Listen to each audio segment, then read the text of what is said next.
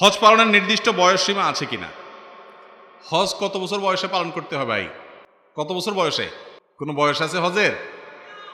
কিন্তু আমাদের দেশে এক শ্রেণী মানুষ মনে করে যে এখনো হজের বয়স হয় নাই, ঠিক না ভাই? ঠিক।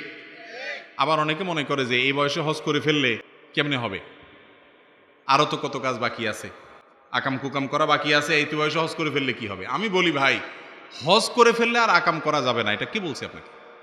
এ মাসালা কোন মৌলবী শিখাইছে আপনারা যে হজ করলে আর আকাম করা যাবে না? আরে আকাম তো কখনোই করা যাবে না, হজ করার আগেও না পরেও না।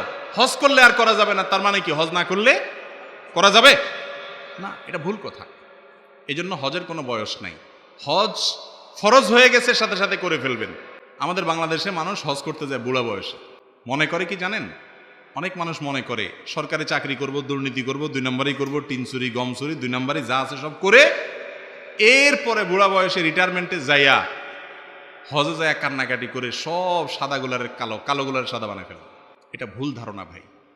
মানুষের হক, হজ একটা না, যদি একটার উপরে 10টাও করেন, মানুষের হক যেগুলো নষ্ট করেছেন, দুর্নীতি করেছেন, এগুলো মাফ হবে না ওই টাকা দান করে দেওয়া বা মালিকদেরকে ফেরত দেওয়া ছাড়া। এটা হজে কুলাবে না ভাই। এই জন্য হজ দেরি করবেন না। অযথা সারা জীবন আঁকা কুঁকা করে অপেক্ষা করতেছেন যে বুড়া বয়সে আপনি হজ করবেন না, এটা করা উচিত না। হজ ফরজ হওয়ার সাথে সাথে করতে হয়।